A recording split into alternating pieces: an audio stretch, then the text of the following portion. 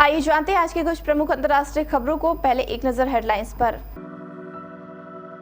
PM Modi के लोकसभा में बयान के बाद आधी रात दो राज्यों के मुख्यमंत्री के बीच ट्विटर वॉर।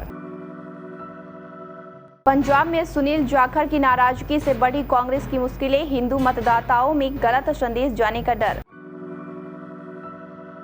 लोकसभा में पीएम मोदी बोले, कांग्रेस टुकड़े टुकड़े गैंग की लीडर बन गई है।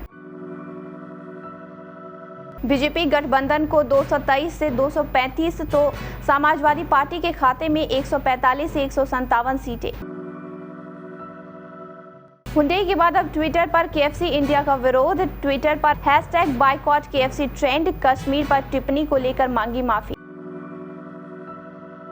यूक्रेन पर नहीं टूटा गतिरोध, मैक्रो बोले खत्म करो युद्ध की आशंका। पुतिन का जवाब, पहले हमारी चिंता दूर करो।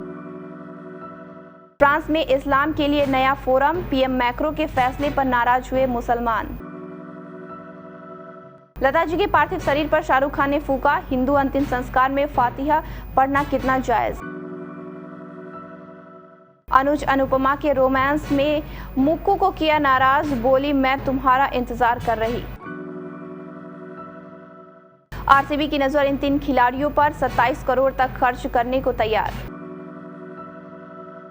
संसद में बजट सत्र के दौरान राष्ट्रपति के अभिभाषण पर चर्चा का जवाब देते हुए प्रधानमंत्री मोदी ने सोमवार को कोरोना काल में प्रवासियों को लेकर जो बातें कही उसे दिल्ली के सीएम अरविंद केजरीवाल ने झूठा करार दिया है। केजरीवाल ने पीएम के बयान का वीडियो साझा कर कहा कि प्रधानमंत्री जी का ये बयान सरासर झूठ है। इसके बाद उनके और यूपी के सीएम योगी आदित्यनाथ के बीच ट्विटर वॉर छिड़ गई। दिल्ली के सीएम ने यूपी के अपने समकक्षीय मुख्यमंत्री को इसके बाद निर्दयी और क्रूर शासक करार दिया, जबकि सीएम ने उन्हें झूठा बताते हुए यह कहा कि उन्होंने जबरदस्ती श्रमिकों को दिल्ली से कोरोना काल में भगाया।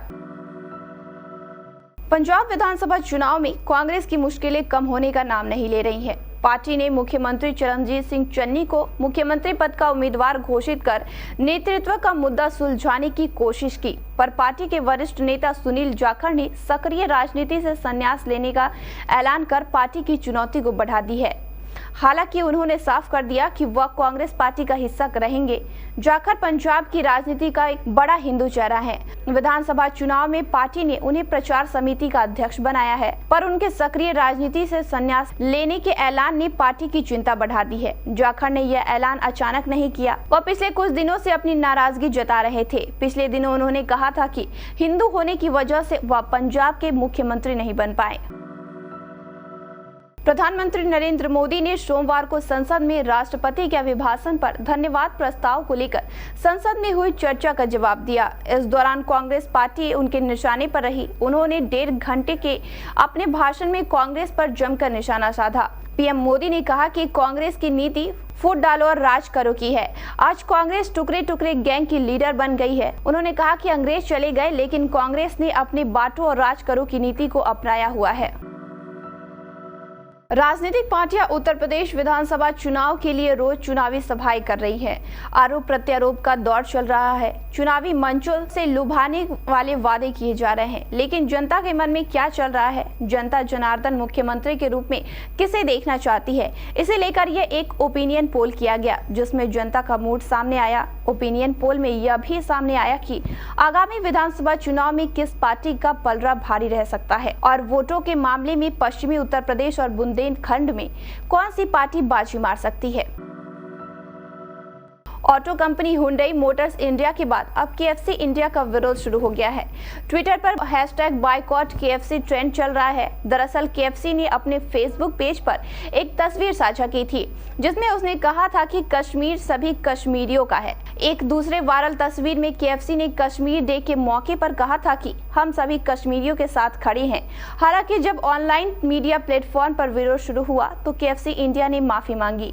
केएफसी इंडिया की ओर से कहा गया कि देश के बाहर कुछ केएफसी सोशल मीडिया चैनलों पर प्रकाशित एक पोस्ट के लिए हम क्षमा चाहते हैं। हम भारत का सम्मान करते हैं और सभी भारतीयों की सेवा करने के लिए अपनी प्रतिबद्धता में दृढ़ रहते हैं। यूक्रेन मसले पर पैदा तनाव को खत्म करने के लिए सोमवार को रूस की राजधानी मॉस्को और अमेरिका की राजधानी वॉशिंगटन में गतिविधियां जारी रही। मॉस्को पहुंचे फ्रांस के राष्ट्रपति इमैनुअल मैक्रों ने राष्ट्रपति व्लादिमीर पुतिन से और वॉशिंगटन पहुंचे जर्मनी के चांसलर ओलाफ शुल्ज ने राष्ट्रपति जो बाइडेन से मुलाकात की। मैक्रो ने पुतिन से युद्ध की आशंका खत्म करने और आपसी विश्वास पैदा करने के लिए कहा। जवाब में पुतिन ने कहा कि अमेरिका और अन्य पश्चिमी देश उनकी सुरक्षा चिंताओं की अनदेखी कर रहे हैं।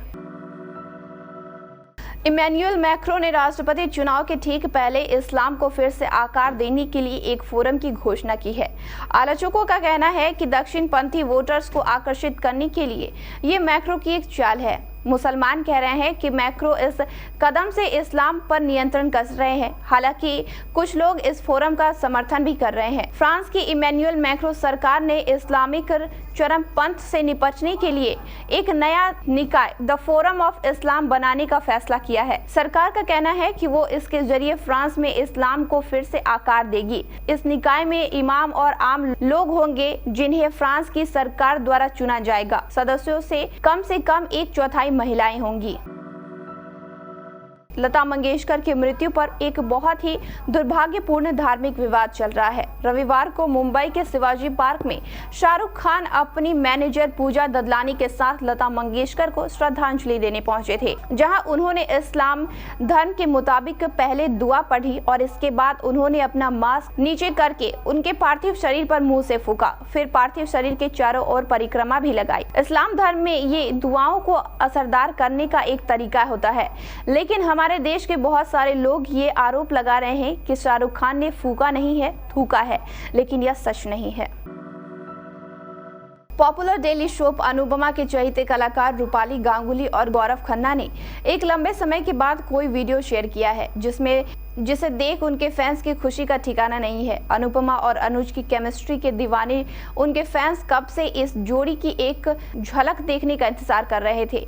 पर्दे पर ये जोड़ी एक दूसरे के साथ निभाते नजर आते हैं। सोशल मीडिया पर भी इन दोनों को अक्सर एक दूसरे के साथ ताल से ताल मिलाते हुए देखा जाता है। इसी बीच इनका लेटेस्ट वीडियो सामने आया है। इस वीडियो में अनुज और अनुपमा यानी गौरव खन्ना और रूपाली गांगुली अपने अपने कैरेक्टर के कपड़े में नजर आ रहे हैं। यही नहीं, दोनों को किशोर कुमार के एवरग्रीन सॉन्ग पगली पगली कभी तूने सोचा रास्ते में गए मिल क्यों पर झूमते हुए देखा जा सकता है।